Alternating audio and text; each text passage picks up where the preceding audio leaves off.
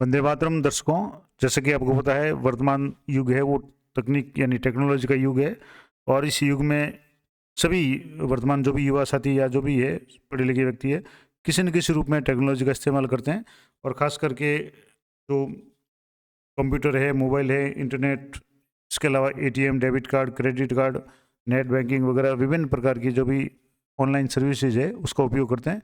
तो उनके संबंध में सोशल मीडिया वगैरह कई बार किसी न किसी साइबर जो अपराध है उससे आपका पाला पड़ता है, और कई बार बहुत बड़ी कीमत इसकी चुकानी पड़ती है। खास करके उन लोगों को जो इस बारे में अवेयर नहीं होते या उनको जानकारी नहीं होती। तो आज की इस वीडियो में साइबर अपराध से संबंधित जो भी इम्पोर्टेंट कुछ शब्द है, टर्मिनोलॉजी है, उसके बारे में चर्चा करेंगे। इसके अलावा अगले जो भी वीडियो होंगे उनमें एक एक टॉपिक के बारे में विस्तार से आपको बताऊंगा किस तरीके से किस किस लेवल की आपके साथ में साइबर अपराध हो सकते हैं, धोखाधड़ी हो सकती है, जिसमें जो भी फाइनेंशियल फ्रॉड के साथ साथ अन्य कई तरीके के साइबर अपराध वर्तमान में हो रहे हैं। तो इनसे कैसे बचें, अपने बच्चों को किस प्रकार से बचाएं, उसके संबंध में मैं अलग से वीडियो बनाऊंगा। तो आज के वीडियो में हम जानेंगे कि किस किस तरीके के साइबर अपराध है वो हो रहे हैं और आप किस तरीके से उसमें अपने बचाव कर सकते हैं। तो जैसे पहला जो अपराध है वो है चाइल्ड पोर्नोग्राफी या चाइल्ड सेक्सुअली एब्यूसिव मटेरियल से संबंधित। दूसरा है साइबर बुलिंग से संबंधित। तीसरा है साइबर स्टैकिंग। चौथा है साइबर ग्रूमिंग। पांचवा है ऑनलाइन जॉब फ्रॉड है, ये भी काफ़ी आजकल चल रहा है। इसके अलावा ऑनलाइन सेक्सटॉर्शन है, विशिंग है, सेक्सटिंग है, स्मिशिंग है, सिम स्वैप स्कैम है, यानी जो सिम कार्ड के द्वारा होते हैं। डेबिट कार्ड, क्रेडिट कार्ड से फ्रॉड होते हैं, काफ़ी लोग इसके, अच्छे पढ़े लिखे लोग भी इसके शिकार हो जाते हैं। इसके अलावा इम्पर्सोनेशन एंड आइडेंटिटी थेफ्ट है, फिशिंग है, स्पैमिंग है। इसके अलावा रैनसमवेयर है, वायरस, वर्म्स, ट्रोजन्स से कई तरह के अपराध हो रहे हैं। इसके अलावा डाटा ब्रीच है, डिनाइल ऑफ सर्विसेज या डिस्ट्रीब्यूटेड डीओएस है, या वेबसाइट डिफेसमेंट है, साइबर स्क्वैटिंग है, फार्मिंग है। इसके अलावा क्रिप्टो जैकिंग है, ऑनलाइन ड्रग ट्रैफिकिंग और स्पियोनेज वगैरह। इस तरीके से कई तरह के जो अपराध हैं। अब इनके मैं से एक एक के बारे में आपको डिटेल में या थोड़ा सा संक्षिप्त में जानकारी दूंगा। बहुत डिटेल में मैं अलग से वीडियो बना कर दूंगा। अब ये चीज़ें क्या है, इन शब्दों का क्या क्या इस्तेमाल होता है। कई बार आपने साइबर पुलिंग समझा होगा या साइबर ग्लूमिंग शब्द काम में लिया होगा या साइबर बुलिंग काम में लिया होगा। इसका क्या क्या अर्थ है, तो मैं एक एक आपको हिंदी में इसको बताने का प्रयास करूँगा। तो सबसे पहले बाल अश्लीलता या यौन जो भी शोषण कंटेंट है, इसका मतलब है कि ऐसा कंटेंट जिसमें किसी बच्चे को किसी न किसी रूप में यौनाचार छवि है, उसका यौन शोषण या यौन दुरुपयोग किया गया है, इस तरीके के कंटेंट जिसमें होते हैं। और सूचना प्रौद्योगिकी आईटी अधिनियम की धारा 67 ख में उल्लेख किया गया है कि यौन उत्तेजक कृत्य आदि में किसी बच्चे को इलेक्ट्रॉनिक रूप से प्रदर्शित कंटेंट का प्रकाशन या पारेषण है वो दंडनीय अपराध है। तो इस तरह के एक तो अपराध होते हैं। दूसरा है साइबर बुलिंग। अब साइबर बुलिंग का भी इंपॉर्टेंट शब्द है, इसका क्या मतलब होता है, तो साइबर बुलिंग का मतलब होता है इलेक्ट्रॉनिक या संचार माध्यमों जैसे कंप्यूटर है, मोबाइल है, फ़ोन है, लैपटॉप आदि का प्रयोग करके किसी को उत्पीड़ित करना या धौंसियाना यानी किसी पे धौंस जमाना, तंग करना या सताना, ये हो गया साइबर बुलिंग। यानी इलेक्ट्रॉनिक माध्यमों का उपयोग करके किसी व्यक्ति को परेशान करना, तंग करना। अब है साइबर स्टॉकिंग। साइबर स्टॉकिंग का मतलब होता है, साइबर स्टॉकिंग का तात्पर्य है कि ऐसे अपराध से है जिसमें कोई व्यक्ति किसी व्यक्ति का पीछा करने के लिए इलेक्ट्रॉनिक माध्यम का इस्तेमाल करता है और किसी व्यक्ति द्वारा अनिच्छा के स्पष्ट संकेत देने के बावजूद भी उस व्यक्ति से व्यक्तिगत संपर्क बढ़ाने के लिए बातचीत करने का प्रयास किया जाता है, जिसमें इंटरनेट या ईमेल या अन्य किसी भी इलेक्ट्रॉनिक माध्यम से संचार से उसकी निगरानी की जाती है। यानी बार बार फ़ोन आना, बार बार मैसेज आना या बार बार ईमेल आना, इस तरह की संपर्क के बाद में व्यक्ति से संपर्क करके इस तरह का प्रयास किया जाता है, जो साइबर स्टॉकिंग कहलाता है। अगला जो शब्द है वो साइबर ग्रूमिंग। साइबर ग्रूमिंग का क्या मतलब होता है, तो साइबर ग्रूमिंग एक ऐसा अपराध है जब कोई व्यक्ति किसी युवा व्यक्ति के साथ में ऑनलाइन संबंध निर्मित करता है और यौन क्रिया के लिए उसके साथ चालाकी करता है या उस पर दबाव बनाता है। एक तरह से ऑनलाइन जो ब्लैकमेलिंग का काम है यौन क्रिया के संबंध में, वो साइबर ग्रूमिंग कहलाता है। अगला जो साइबर अपराध का या तरीका है धोखाधड़ी का, वो है ऑनलाइन जॉब फ्रॉड। आपको होता है कि वर्तमान में बेरोजगारी काफ़ी ज़्यादा बढ़ी हुई है और प्रत्येक युवा है वो किसी न किसी रोज़गार को पाना चाहता है, और इसी को फ़ायदा उठा करके जो भी ऑनलाइन फ्रॉडर है वो इस तरीके के ठगने का प्रयास करते हैं, जिसमें ऑनलाइन जॉब फ्रॉड का तात्पर्य कि ऐसे अपराध से जिसमें किसी व्यक्ति द्वारा उन लोगों को ठगने का प्रयास किया जाता है जिन्हें रोजगार की ज़रूरत होती है। सामान्य रूप से जो युवा साथी है वो इसके चपेट में आ जाते हैं और वह उन्हें ऊंचे वेतन के साथ में बेहतर रोजगार दिलाने की झूठी उम्मीद देता है या वायदा करता है और उनसे पैसे ऐंठना या अन्य कई तरह के अपराध है वो इस श्रेणी में शामिल हो जाते हैं। अगला है ऑनलाइन सेक्सटॉर्शन। इसका क्या मतलब है? तो ऑनलाइन सेक्सटॉर्शन का तात्पर्य है कि ऐसे अपराध से जिसमें कोई व्यक्ति इलेक्ट्रॉनिक माध्यम का प्रयोग करके किसी व्यक्ति को उसे निजी या संवेदनशील जो कंटेंट है उसके पारेषण करने की धमकी देता है, यानी उसको एक तरह से ब्लैकमेल करता है, उसके कोई निजी फोटो या वीडियो वगैरह रिकॉर्ड करके उसके बाद में उसको धमकी देता है और जब वह उसे यौन प्रकृति के चित्र उपलब्ध नहीं कराता, यौन क्रिया के लिए सहमति नहीं देता या दंड नहीं देता, उस समय तो इस तरह की जो घटना होती है उसको ऑनलाइन सेक्सटॉर्शन कहते हैं। और कई लोग हैं इसका शिकार होकर के, कई लोगों ने तो इस मामले में आत्महत्या तक कर दी है, क्योंकि ये काफ़ी गंभीर अपराध होता है और जिसमें फंसने के बाद में जो भी युवा या खास करके जो महिलाएं या बालिकाएं हैं उन पे बहुत बड़ा दबाव आ जाता है और उनको कई तरह के आत्महत्या या सुसाइड जैसे मामले हैं वो सामने आ रहे हैं। तो अगला है विशिंग। विशिंग का मतलब होता है कि ऐसे अपराध से जिसमें जालसाज व्यक्ति द्वारा किसी व्यक्ति की जानकारी, जैसे ग्राहक की आईडी है, नेट बैंकिंग के पासवर्ड है, एटीएम की पिन है, ओटीपी है या कार्ड की एक्सपायरी डेट, सीवीसी नंबर जो खास करके एटीएम या डेबिट कार्ड के पीछे छपे हुए होते हैं, आदि के माध्यम से जो कोई फ़ोन कॉल करके उनको प्राप्त करने की कोशिश की जाती है।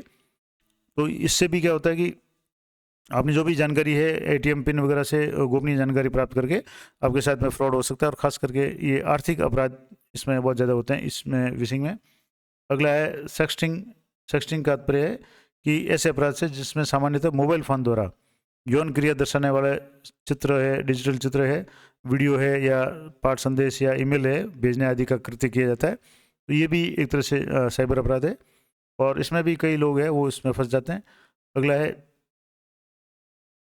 एसएमएसिंग। एसएमएसिंग का मतलब होता है एक प्रकार की धोखाधड़ी जिसमें धोखेबाज द्वारा मोबाइल फ़ोन टेक्स्ट यानी एसएमएस के द्वारा संदेश का उपयोग करके किसी व्यक्ति को धोखाधड़ी के फ़ोन नंबर पर कॉल करने के लिए या जो भी वेबसाइट धोखाधड़ी करने वाले वेबसाइट है उस पर जाने के लिए या फ़ोन या वेब के माध्यम से दुर्भावनापूर्ण कंटेंट डाउनलोड करने के लिए प्रलोभन दे करके उनको अपना शिकार बनाता है, जिसमें एसएमएस के माध्यम में जैसे कोई ऐसा अपराध लिंक भेज दिया जिसके कारण वो है उसके साथ में अन्य कई तरह के ऑनलाइन फ्रॉड वगैरह हो सकते हैं।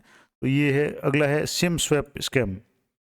अब इसमें क्या होगा, सिम कार्ड का उपयोग करके इस तरह की धोखाधड़ी होती है जिसमें क्या होता है कि सिम स्वैप स्कैम से तात्पर्य है कि जब कोई धोखेबाज व्यक्ति मोबाइल सेवा प्रदाता कंपनी के माध्यम से किसी पंजीकृत मोबाइल पर का एक नया सिम कार्ड कपटपूर्वक प्राप्त कर लेता है। सबसे पहले तो कोई भी सिम कार्ड प्राप्त कर लेगा और उस नए सिम कार्ड की सहायता से पीड़ित के खाते के माध्यम से वित्तीय लेन देन करने के लिए आवश्यक वन टाइम पासवर्ड या ओटीपी या अलर्ट प्राप्त कर लेता है। अब इसमें कैसे होगा कि जैसे आपका पास में कोई भी मोबाइल नंबर है जो बैंक वगैरह से जुड़ा हुआ है, उस मोबाइल का क्लोन नंबर यानी उसी नंबर को जैसे कोई भी सिम है, मतलब जैसे कोई कंपनी है मोबाइल सेवा प्रदाता कंपनी है, उसमें क्या करेगा आपके फ़ोन से जो भी मैसेज वगैरह करके आपकी जो सिम है उसको बंद करवाने के लिए प्रयास करेगा। उसके बाद में उसी नंबर की नई सिम इशू करवा लेगा और उस सिम पे जो भी आपके लेन देन के जो भी मैसेज ट्रांजैक्शन वगैरह होंगे, ओटीपी वगैरह होंगे, वो उस नई सिम पे आ जाएगा और उस नई सिम को वो काम में लेकर के अपराध को अंजाम देता है। और किसी पंजीकृत मोबाइल नंबर पर कपटपूर्वक यानी नया सिम कार्ड प्राप्त करना सिम स्वैप अपराध कहलाता है। यानी जैसे आपके पास में मोबाइल है जो बैंक से जुड़ा हुआ है, उस मोबाइल को किसी भी तरीके से कंपनी से जो भी मोबाइल प्रदाता कंपनी है उसमें कंप्लेंट करके बंद करवा करके उसकी जगह उसी नंबर की नई सिम लेकर के इस तरह के अपराध को अंजाम दिया जाता है। तो ये सिम स्वैप यानी सिम कार्ड स्वैप करने का स्कैम है। इसके अलावा डेबिट कार्ड, क्रेडिट कार्ड जो फ्रॉड है ये बहुत ही ज़्यादा हो रहा है और जो भी क्रेडिट कार्ड में है ये समस्या ज़्यादा हो रही है। डेबिट कार्ड की जगह अगर क्रेडिट कार्ड आप प्रयोग कर रहे हैं तो बहुत सावधानी से करें, क्योंकि उसमें बहुत सारे लोगों के साथ में और अच्छे पढ़े लिखों के साथ में भी इस तरह की धोखाधड़ी हो रही है, जिसमें डेबिट कार्ड या क्रेडिट कार्ड में किसी अन्य डेबिट या क्रेडिट कार्ड की जानकारी का अनाधिकृत प्रयोग करके खरीदारी वगैरह की जाती है, उससे धन वगैरह निकाला जाता है। खास करके क्रेडिट कार्ड के मामले में उस क्रेडिट कार्ड कंपनी का कोई भी मेंबर बन करके उस व्यक्ति को फ़ोन करता है कि मैं अमुक कंपनी से बोल रहा हूँ और आपको क्रेडिट कार्ड जारी किया गया है। उसकी डिटेल्स वेरीफाई करने के लिए आप कुछ जो भी मैसेज वगैरह है उसको वेरिफिकेशन कोड के नाम से ओटीपी ले लेते हैं और उसके बाद में उस कार्ड से कहीं भी ऑनलाइन जो भी खरीदारी वगैरह करने के बाद में उसका पेमेंट है, भुगतान है, वो OTP आपसे प्राप्त करके कर लेते हैं। तो इस तरीके से ये भी डेबिट कार्ड या क्रेडिट कार्ड फ्रॉड है, काफ़ी ज़्यादा चल रहा है। तो आप अपना जो भी डेबिट कार्ड क्रेडिट कार्ड है उसको पूरी अच्छी तरह से अपने पास में रखें, उसकी गोपनीयता बनाए रखें। खास करके पिन नंबर वगैरह है, CVC नंबर वगैरह है, वो किसी को नहीं दें। इसके संबंध में विस्तार से अगले वीडियो में चर्चा करेंगे। अगला है प्रतिरूपण और पहचान की चोरी। प्रतिरूपण यानी कॉपी करना और पहचान की चोरी ऐसा अपराध है जिसमें कपटतापूर्वक या बेईमानी से इलेक्ट्रॉनिक हस्ताक्षर, जो भी डिजिटल सिग्नेचर है, पासवर्ड है या किसी अन्य व्यक्ति की कोई विशिष्ट पहचान लक्षण का है, उसका प्रयोग किया जाता है। तो ये भी प्रतिरूपण हो गया। इससे भी कई तरह के अपराध अंजाम दिए जाते हैं। इसके बाद में है फिशिंग। फिशिंग का मतलब है एक प्रकार की धोखाधड़ी जिसमें ईमेल के माध्यम से ग्राहक की ID है, IPN है या debit card credit card number है, कार्ड की समाप्ति की तारीख, CVC नंबर वगैरह जो भी व्यक्तिगत जानकारी है वो चोरी की जाती है। और चोरी करना शामिल है जो किसी वैध स्रोत से प्राप्त की हुई प्रतीत होती है। यानी जो भी कस्टमर, उसको लगेगा कि कोई कंपनी या जो भी प्रदाता कंपनी वगैरह है वो उसकी जानकारी मांग रही है, जबकि वो हैकर्स वगैरह या जो भी फिशिंग करने वाले हैं वो जानकारी मांगते हैं और इससे उनके साथ में धोखाधड़ी हो जाती है, खासकर वित्तीय धोखाधड़ी होती है। अगला है स्पैमिंग। स्पैमिंग का मतलब होता है कि ऐसे कृत्य जब कोई व्यक्ति अवांछित ईमेल, SMS या MMS या किसी अन्य इलेक्ट्रॉनिक मैसेजिंग मीडिया के माध्यम से भेजे गए किसी अवांछित वाणिज्यिक मैसेज प्राप्त करता है। यानी कई लोगों के ईमेल में मैसेज आता है कि आपके खाते में इतना लाख रुपए जमा हो रहे हैं, आप अपनी डिटेल्स भेजें और अपना जैसे खाते को वेरीफाई करने के लिए कुछ रुपए का ट्रांजेक्शन करें या इतने रुपए का ट्रांजेक्शन करें या उसका 10% 5% आप जमा करें ताकि आपको पूरा पेमेंट है वो किया जा सके। इस तरह के जो मैसेज आते हैं ईमेल या SMS के जरिए, और उसमें क्या होगा, भेजने वाला इस मैसेज प्राप्तकर्ता को किसी उत्पाद या सेवा खरीदने के लिए मनाने की कोशिश करते हैं और या किसी वेबसाइट को देखने के लिए कहते हैं, और वहाँ जाकर के वो व्यक्ति खरीदारी करता है।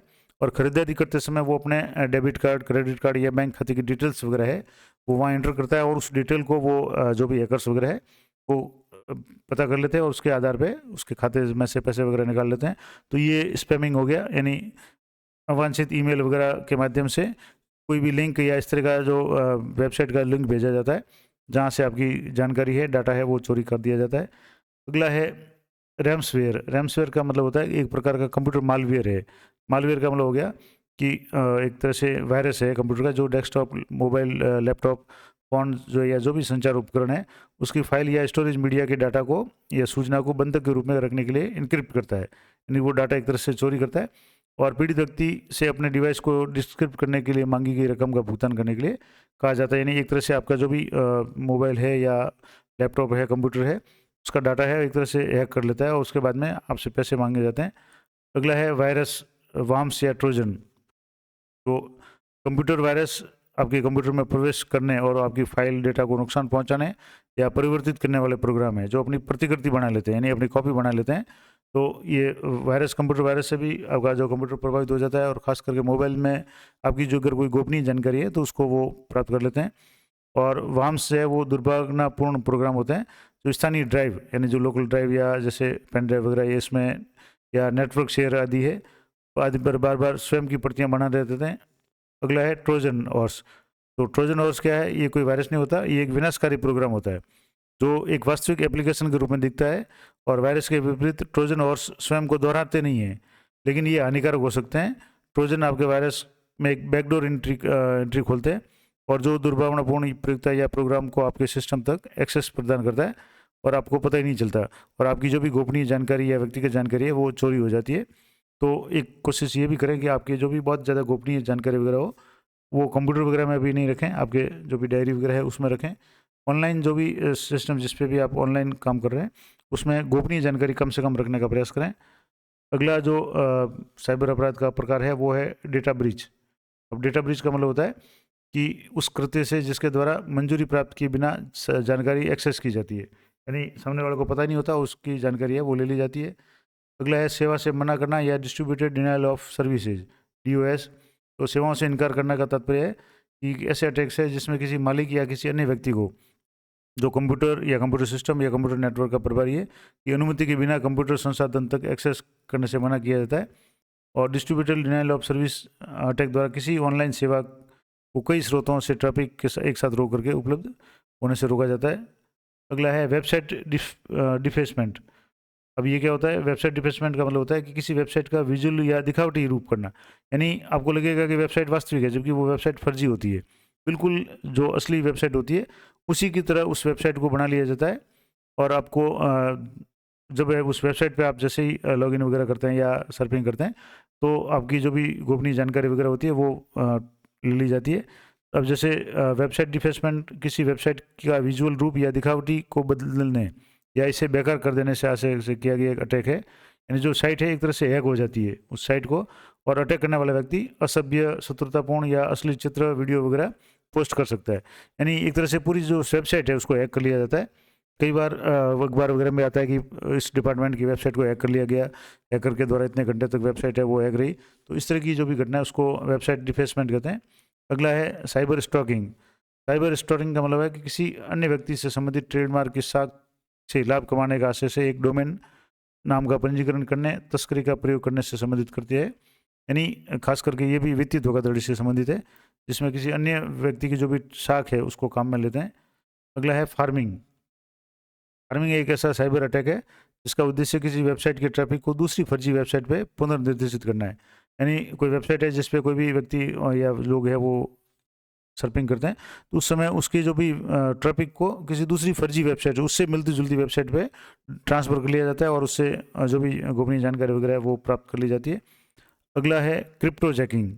क्रिप्टो जैकिंग है क्रिप्टो करेंसी बनाने के लिए कंप्यूटिंग संसाधनों का अनधिकृत इस्तेमाल है, और इसमें भी जो क्रिप्टो करेंसी से संबंधित जो भी लोग कार्य करते हैं वो इसके शिकार हो जाते हैं। अगला है ऑनलाइन ड्रग तस्करी। ऑनलाइन ड्रग तस्करी का मतलब हो गया कि ऑनलाइन ड्रग तस्करी एक ऐसा अपराध है जिसमें इलेक्ट्रॉनिक साधन का प्रयोग करते हुए गैरकानूनी तरीके से हेरोइन, कोकीन, मारिजुआना वगैरह जो भी ड्रग्स होते हैं उन ड्रग्सों का गैरकानूनी या निषिद्ध पदार्थों का विक्रय या परिवहन या अवैध रूप से आयात वगैरह किया जाता है। अगला जो ऑनलाइन फ्रॉड का जो तरीका है वो है जासूसी। अब जासूसी का सीधा सा अर्थ है कि ऐसा कृत्य या अभ्यास जिसमें मालिक की अनुमति के बिना और जानकारी के बिना डाटा और सूचना प्राप्त की जाती है। तो ये सारे जो भी मैंने बताया आपको कि ये साइबर अपराध से संबंधित कुछ इंपॉर्टेंट टर्म्स थी, उसके बारे में अगले वीडियो में मैं आपको विस्तार से जानकारी दूंगा कि किस तरीके से आप अपने आप को साइबर अपराध से बचा सकते हैं, खास करके जो भी ऑनलाइन जो फ्रॉड हो रहे हैं और खास करके वित्तीय संबंधित जो भी मामले होते हैं उनमें आप अपने आप को किस तरीके से सुरक्षित रखें, उसके संबंध में वीडियो जरूर देखें। मैं एक पूरी श्रृंखला के रूप में साइबर सिक्योरिटी से संबंधित वीडियो बनाने का प्रयास करूँगा। तो मिलते हैं नेक्स्ट वीडियो में, तब तक जय हिंद, जय भारत।